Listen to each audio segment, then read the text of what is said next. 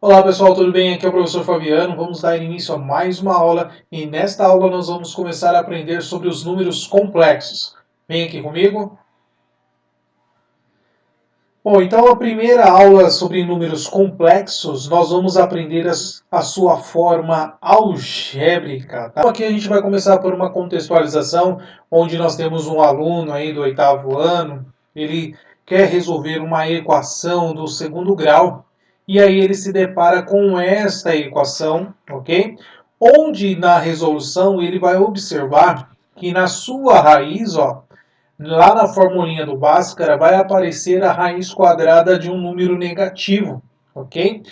E aí, para um aluno do 8º ano, para um aluno do ensino fundamental, ele não tem o conhecimento ainda para resolver equações desse tipo, ok?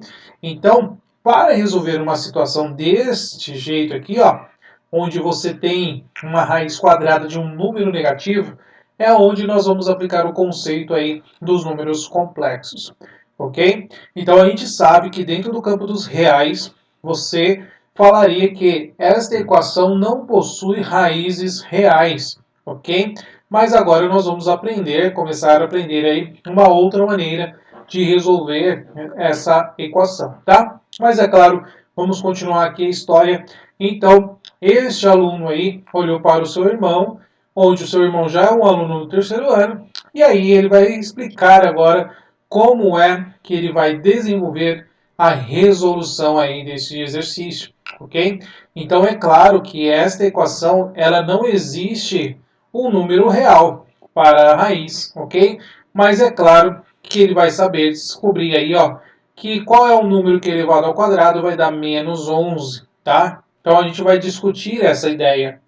Bom, então, de fato não existe uma solução dentro do conjunto dos reais, mas saiba que existe um outro conjunto numérico. Que conjunto numérico é esse? É o conjunto dos números complexos. Então, dentro do conjunto dos números complexos, nós vamos conseguir resolver uma equação desse tipo, mas aí aquele aluno que não conhece vai começar a perguntar: o quê? Números complexos? Como isso? Como surgiu esse conjunto? Ok? Bom, esse conjunto numérico ele já tem aí um desenvolvimento desde Tartaglia e Cardano, são matemáticos italianos, ok? Eles começaram a desenvolver uma ideia para equações aí do 3º grau, tá? Equações quadráticas também, é claro. E aí eles descobriram aí um modo de resolver esse tipo de equações. Então nós temos aí o Tartaglia, ok, e o Cardano. E mais importante para nós aqui acerca desse conteúdo, é claro, nós temos o Bombelli. Bombelli também é um outro matemático da mesma época que conseguiu concluir que o 4 era raiz da equação x na 3 menos 15x menos 4 igual a zero. Então, por que ele descobriu? Então, substituindo o lugar do x o 4, nós observamos aqui que você tem uma solução igual a zero. No entanto, ao usar a fórmula de Cardano, encontrou-se um problema, ok? Nós caímos lá na raiz quadrada de menos 121. Então, essa raiz aparecia na solução de Cardano, ok? Mas aí foi Bombelli que resolveu criar algumas regras para este trabalho acerca das raízes quadradas dos números negativos. Então, o que fez o Bombelli? Ele considerou a raiz quadrada de menos 1 como se fosse um número fictício, um número imaginário, ok? O que deu condições a outros matemáticos ampliarem o conceito deste número, tá? Então, todo o nosso conhecimento aqui acerca dos números complexos vai se iniciar, né, tem um pontapé inicial através da raiz quadrada de menos 1, ok? Bom, então definiram uma unidade imaginária, que no caso aqui é uma letrinha, que é a letrinha I, que vai ser chamada do jeito que eu falei para vocês, de uma unidade imaginária. Ou seja, ok? Então, se nós temos a raiz quadrada de menos 1, isso eu posso escrever como, né? Se o I é a raiz quadrada de menos 1, isso eu posso escrever como I ao quadrado é igual a menos 1. ok? É só pegar a raiz, passa para o outro lado, vira a potência, né, pessoal? Então, nós temos que I ao quadrado vai ser igual a menos 1, beleza? E é claro, C e somente C, o I vai ser igual a raiz quadrada de menos 1, beleza? Mas é claro, para nós aqui, o que vai importar é essa unidade imaginária aqui, I quadrado igual a menos 1, beleza? Bom, então, Euler usou pela primeira vez a unidade imaginária para representar a raiz quadrada do menos 1. Porém, o Gauss, ao usar esse símbolo criado por Euler, divulgou amplamente esse símbolo.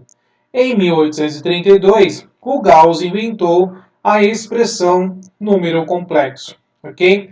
Tanto Euler quanto Gauss são os matemáticos bem mais conhecidos aqui para nós, e eles tiveram grande importância no campo da matemática, na física e filosofia, tá? Bom, já entendi então como calcular a raiz quadrada de um número negativo, porque esse aqui era o nosso problema até então. Aqui vai ser aplicadas as regras de potência e radiciação, né, pessoal? Perceba aqui, ó, você tem raiz quadrada de menos 121, então menos 121 eu vou escrever de uma outra maneira. Eu vou escrever ele como sendo o 121 vezes o menos 1. Continua sendo menos 121. Então eu fiz essa ideia aqui no radicando, beleza? Agora, eu deduzi para vocês, ó, o seguinte, que a raiz quadrada de menos 1 é a minha unidade imaginária, ok? Então, o que eu fiz aqui, ó? Lembrando que essa propriedade que nós temos é aquela da radiciação, né? Raiz quadrada de A vezes a raiz quadrada de B, isso é a mesma coisa que a raiz quadrada de A vezes B. Tá? Então, aqui a gente está aplicando uma propriedade, beleza? Então, para fazer essa escrita, eu tenho a seguinte ideia, ó. Eu tenho a raiz de 121 vezes a raiz quadrada de menos 1. Continua sendo a mesma coisa, ok? Só que aqui eu quero demonstrar a propriedade da unidade imaginária. Então, o que acontece com a raiz quadrada do menos 1? Eu vou substituir pelo i. Mas é claro que aqui eu estou mostrando a propriedade para vocês, como utilizando a ideia, né, que a raiz quadrada de menos 1, eu estou escrevendo como o i ao quadrado, que no caso aqui é o menos 1, beleza? Então, no lugar do menos 1, que a gente já entendeu essa ideia, eu vou colocar o i ao quadrado, beleza? Então, eu faço essa representação. Bom, aqui a gente sabe calcular a raiz quadrada de 121, que é 11. A raiz quadrada de i na 2 vai ser igual a i. Então, a raiz quadrada de 121i ao quadrado é mais ou menos 11i. Então, a gente conseguiu descobrir aqui, ó, utilizando a unidade imaginária, a raiz quadrada de um número negativo dentro do campo dos complexos, ok? Bom, então, a forma, né, do número complexo, ele vai ser escrito da seguinte maneira, ó, na forma A mais BI, tá? Essa forma é a que nós chamamos de uma forma algébrica de um número complexo, onde nós temos o A e o B, que são números reais, e o I, como a gente já falou, é a nossa unidade imaginária, beleza? Então, a forma algébrica de um número complexo é um número escrito na forma A mais BI. Vamos ver alguns exemplos. Bom, o número complexo, então, é na forma Z igual a A mais BI. Vai aparecer, né, esse número complexo Z no formato A mais BI. Sempre vai estar aparecendo esse Z, tá? Então, esse Z a gente sabe que é um número complexo. O A nós temos que é uma parte real do complexo. E o BI, no caso ali, vai ser a nossa parte imaginária. No caso B, né? O B é o coeficiente da nossa parte imaginária. Beleza? Então, uma particularidade. Quando A for igual a zero, temos então que esse complexo será apenas o BI. E se o B for igual a zero, nós temos que esse complexo será apenas o A, ou seja, é a parte real e o imaginário. Então, quando isso acontecer, A igual a zero, nós vamos chamar de imaginário puro.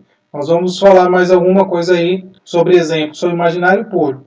Se tiver a parte real, então nós dizemos que é apenas um número real, beleza?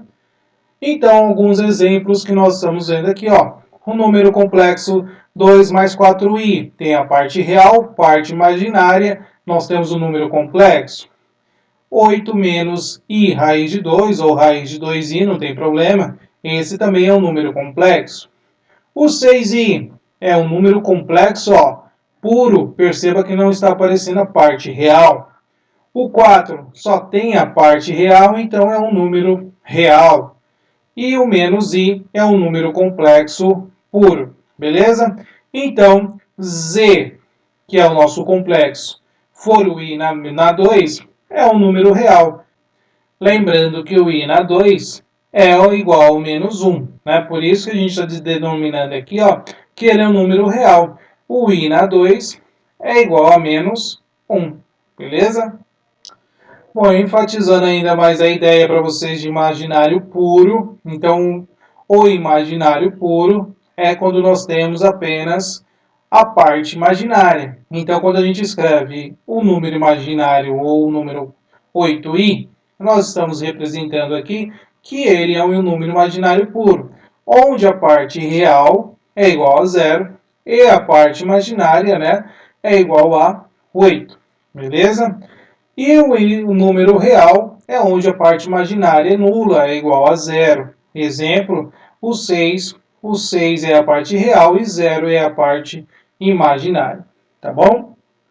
Bom, então o conjunto dos números complexos foi aí determinado, né, foi nomeado, mencionado pela primeira vez através de Gauss em 1831.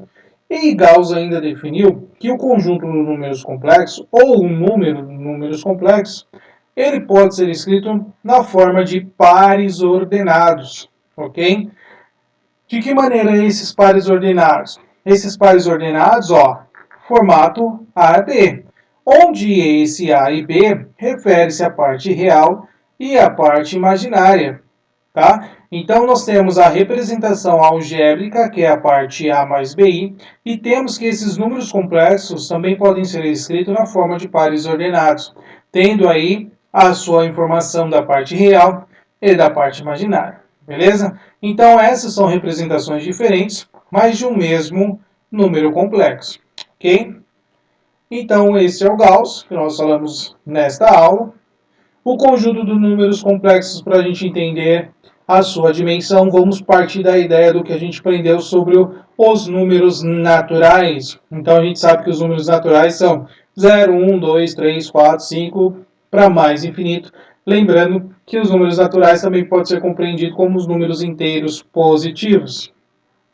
E os números inteiros são os naturais, é claro, é a parte negativa. Então, se você vai pegar lá a parte positiva, 0, 1, 2, 3, 4, 5, 6, assim por diante, e também a parte negativa, menos 1, menos 2, menos 3, e assim por diante, tá? Então, os números inteiros tendendo para mais infinito, para menos infinito, e o zero, ok? Os números racionais, os naturais, os inteiros, são números racionais? Sim, porque o que são números racionais? São todos os números que podem ser escritos na forma de fração, tá? Ou na forma de A sobre B, onde B é diferente de zero, beleza? Então, os números racionais é todo número que pode ser escrito na forma de fração. Depois nós temos os números irracionais, que os números irracionais, vamos lembrar lá que é a raiz de 2, é a raiz do 3, é a raiz do 5, é o número π, é a constante de Euler, tá ok? Então são todos aqueles números que possuem decimais não periódicos infinitos, né? E aí você tem aí os números irracionais. E por fim, nós temos aí o conjunto dos números reais. Então, para você do ensino fundamental, até aqui você tem conhecimento no qual os números reais são os infinitos números que podem ser compreendidos tanto a parte positiva, negativa e o zero, ok? Então, juntando tudo isso, nós temos o conjunto dos reais, beleza? E agora entrou um novo conjunto para vocês, que é o conjunto dos números complexos, beleza? Então aqui eu posso dizer que o natural é um complexo? Sim, é um complexo. O inteiro é um complexo? Sim. E todo número real é complexo? Sim, ele é um complexo. A gente aprendeu que a única diferença que existe é, se você tem um número complexo, que ele é escrito na forma algébrica a mais bi, se você tiver o a igual a zero, você tem um imaginário puro. E se você tem o b igual a zero, você tem exatamente um número real, ok? Então, se esse número é real, esse número também faz parte do conjunto dos complexos, ok? Então, agora está para vocês mais um conjunto numérico, que é o conjunto dos números complexos. Bom, mas é claro, vamos com calma, porque você que está no 8º ano não precisa resolver no campo dos complexos. Você continua resolvendo aí no campo dos reais, assim como o professor pediu para vocês, tá bom? Então, é claro, a partir de agora nós vamos aprender a como utilizar a parte dos números complexos. Como esta aula é a forma algébrica de números complexos, então vamos desenvolver aí as suas soluções. Então escreva na forma algébrica, pessoal. Algébrica é o formato A mais BI. Então eu só preciso da informação de quem é o A e de quem é o B. Na letra A, ele está dizendo aqui, ó, menos 3, menos 3. Então, vamos substituir, ó, menos 3 o quê? I.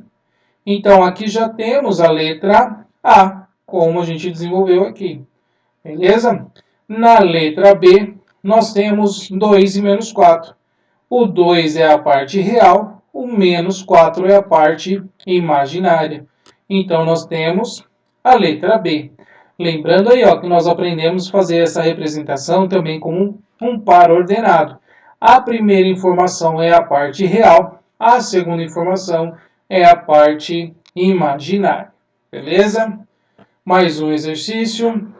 Calcule K para que Z, aí ele deu aqui para nós o complexo, seja o imaginário puro, pessoal. Para ser imaginário puro, a parte real desse complexo tem que ser igual a zero. É isso que nós definimos. E aonde está a parte real desse complexo? Está aqui, ó, K menos o 3. Então, a gente vai pegar K menos 3 igual a zero. Então, qual é o valor do K para zerar esse parênteses aqui, ó, para zerar a parte real? Claro que você já sabe que é o 3. Fazendo a equaçãozinha, então, você tem K menos 3 igual a zero. Então, o K só pode ser igual a 3. Logo, para ser imaginário puro, isso aqui, né? A parte imaginária tem que ser diferente de zero. A parte imaginária desse complexo tem que ser diferente de zero. Como nós temos igual a 4, então tranquilo, beleza? Então, o valor do K, para que seja um imaginário puro, é igual a 3. No exercício 3, calcule K de modo que esse número complexo seja um número real. Pessoal, para ser número real, a parte imaginária tem que ser igual a zero. Então, qual o valor do K para que esse número real aqui, né, para que esse número complexo seja um número real? Pessoal, você já sabe, né? K menos 1. Então, só pode ser 1. Então, a parte imaginária, fazendo ela igual a zero, temos K menos 1 igual a zero. Então, K só pode ser igual a 1. E, é claro, a parte real desse complexo, você sabe que é um menos 3. Beleza? E, é claro, tem que ser diferente de zero. Bom, exemplo 4. Identifique a parte real, a parte imaginária de cada complexo. Bom, letra A, nós temos aí o complexo 3 menos 8i. Bom, pessoal, parte real, 3. Parte imaginária, 8. 3 e menos 8. Como aqui está negativo, né, pessoal? Tem que ser negativo, menos 8. Letra B, complexo menos 9 mais o 33i. Parte real, menos 9, tem que levar o sinal. Parte imaginária, o 30i 3. Como é positivo, positivo. Exercício 5. Determinar o valor real de x para que o número complexo, olha lá, tudo isso aqui, ó, é o complexo, seja um imaginário puro. Pessoal, nada diferente do que a gente já fez até agora. Para ser imaginário puro, a parte real tem que ser o quê? Igual a zero.